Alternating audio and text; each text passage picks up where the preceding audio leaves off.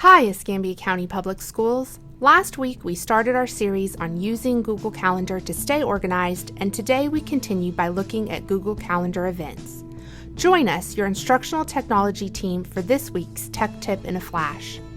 When adding an event to your Google Calendar, there are 6 options to choose from. When we log into our calendar, we see in the left-hand corner a Create button. Here you see our 6 options: Event, Focus Time, Out of Office, Working Location, Task, and Appointment Schedule. Let's go over these one at a time.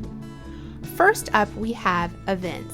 This will be the button that you are going to use the most often to schedule a meeting with another group or individual. Here you can add a time, guests, Google Meet conferencing, and more. These options will be covered in a future video. However, there are 5 other options. The next choice listed is Focus Time. When we choose Focus Time, new options appear. Google Calendar will automatically place you in a Do Not Disturb mode, which mutes chat notifications and alerts others that you are in Focus Time. It will also automatically decline new and existing meetings. You can deselect both of these options or change the setting and only decline new meeting invitations. Google Calendar will send meeting creators a notification that the meeting is declined because you're in Focus Time. Another option to select is Out of Office. This is useful if you are out of town at a conference or attending to business outside of work. This option pops up with a menu option to automatically decline meetings and defaults to only new meeting invitations. You can deselect it entirely or change it to decline both new and existing meetings. From there, you can decide on a message and your preferred visibility on letting others know you're out of office. Visibility will be your default settings unless you choose another option. What this means is that the visibility will follow the settings for your Google Calendar. Other options are to make the out of office notification public or private. Public events are visible to anyone who can view your calendar or who has an invite to your event.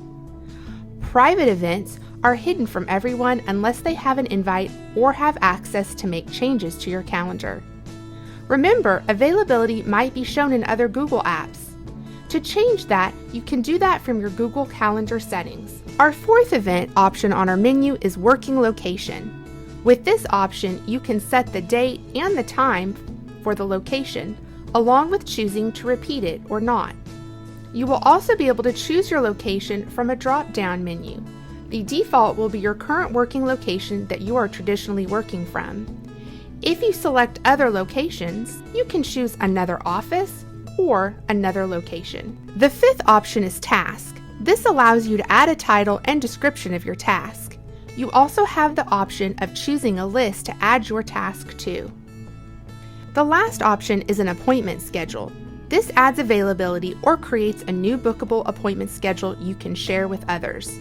To add to an existing schedule, select the appropriate schedule from the drop-down menu and select Add to Existing Schedule. Alternatively, select Create a New Appointment Schedule and then Continue. Once you select Continue, a pop-up will appear where you can title your appointment schedule, add appointment duration, general availability information, and select the appropriate time zone if you need to change it.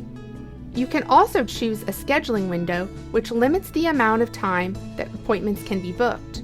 You can also change a date's availability if you need to schedule one day different from the rest. You can also set a buffer time between appointment slots and set a maximum number of appointments per day under Booked Appointment settings. Lastly, you can select which calendars are checked for availability and select as many as needed, along with setting the color that your appointments appear in on your calendar. We hope you found this information beneficial. Please consider subscribing before you go, and we will see you next week for another Tech Tip in a Flash. Bye!